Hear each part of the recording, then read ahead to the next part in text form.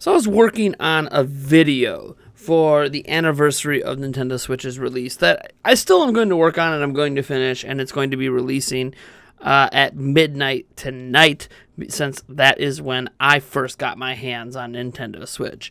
Now, while working on that video, I was just looking at some of Nintendo's celebrations for the 1-year anniversary, which are pretty murky. They're not really that great. Basically, they just recap the year, not even like year one discounts, like a discount on Breath of the Wild for the year anniversary would be interesting.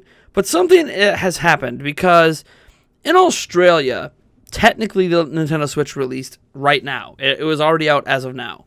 And so their anniversary is today. Their 1-year anniversary of Switch is happening as we speak. And it turns out, according to several users reporting over at the forum Reset Era, and they have provided screenshots, that after 365 days from when you first play a game, your playtime is reset on Switch. Now, I don't know if Nintendo intended this to be the case. Maybe they didn't think a year out in their code base. But whatever the case may be, this is going to be extremely upsetting for many Breath of the Wild players tomorrow.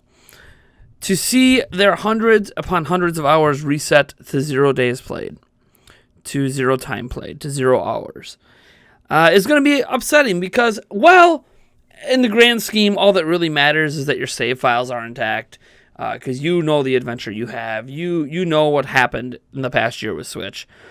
It is something that potentially can't be ever recovered. People like knowing how much time they have spent playing games. Whether they're just look at it in shame or they look at it with a sense of pride. I've got 160 plus hours spent playing Breath of the Wild, and as of tomorrow, all those hours could be literally erased from my Switch. And I keep thinking about that because, well, it doesn't affect what's happened. It doesn't affect my save files. It's one of those things where it affects my sense of pride when I go to my profile and I look through my playtime on games. And it's bad enough that when you are tracking playtime of your games on Switch, not only can it not give you more exact data, it'll be like, oh, you played X amount of hours or more. It doesn't even give you that data until almost 3 entire days after you first play a game. So you already have to wait for seemingly no reason, because if you use the parent app, you can actually get like your playtime instantly. But whatever. A lot of us aren't going to be using the parental apps to track our own playtime. I mean, we kind of sort of did at launch, and then it was realized that, oh, look, the Switch does track your playtime. There's reasons this could be happening, because obviously this playtime data is kept internally on the Switch itself. And maybe the idea is after a year, wiping it out clears some data off of the memory. I don't know. But like this kind of data, you have to figure is microscopic in terms of its impact on your overall memory size on Switch. I mean, these are just data points. These aren't like they have 80 plus hours of Breath of the Wild recorded in footage form here. We're just talking about a data point on a back end that is, kilobytes, like even smaller than that, if we're being honest here. This, I hope this is an oversight.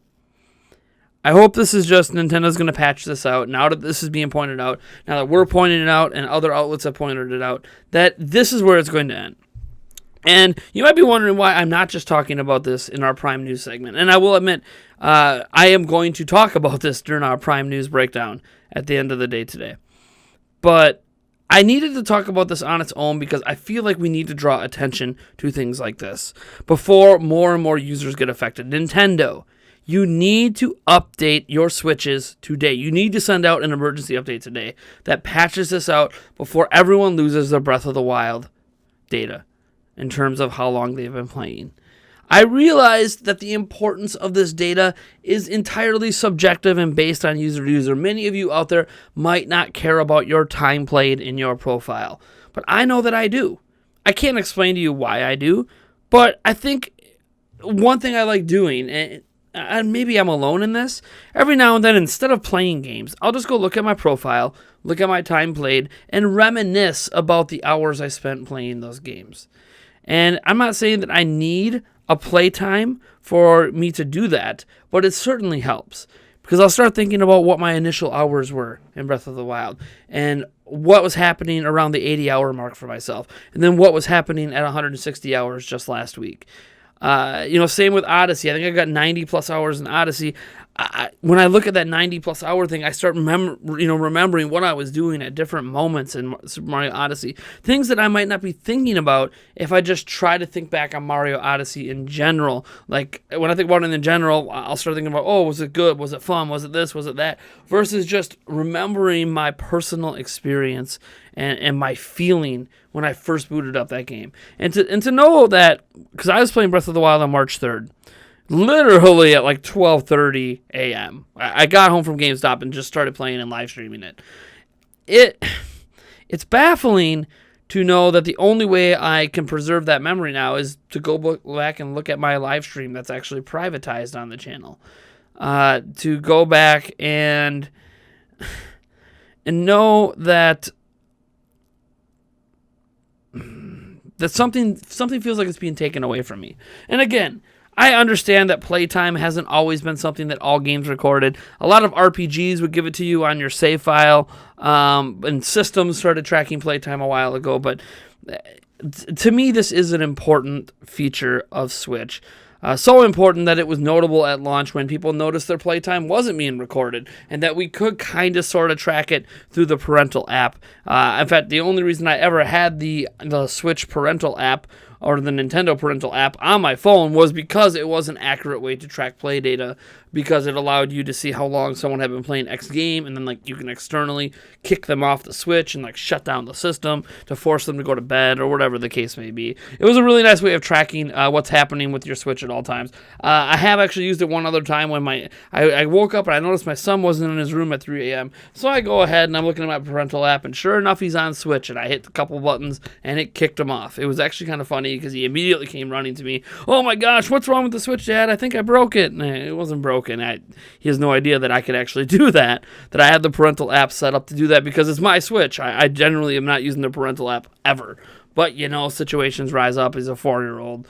He likes to be a little sneaky at times. He likes Dad's electronics. That's just the way it is. I was the same way with my parents' stuff. But what I want to know is how you guys feel about this, because I might not sound like it because I'm trying to reserve myself back a little bit, because I was working on this video celebrating the Switch, and then this news comes out that it just puts a little bit of a damper on the celebration. Switch is still fantastic. Switch has still made a massive impact on my life this past year.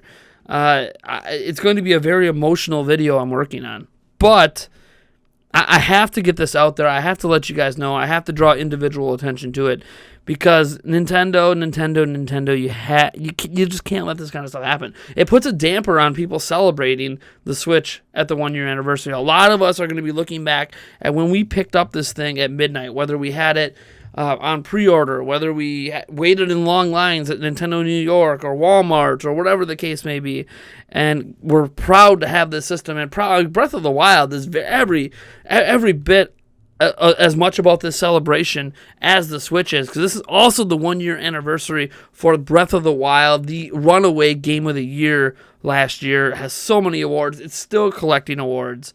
And to know that on Switch, at least, this isn't relevant to Wii U, but on Switch, the data for how long you have played is just being erased and reset.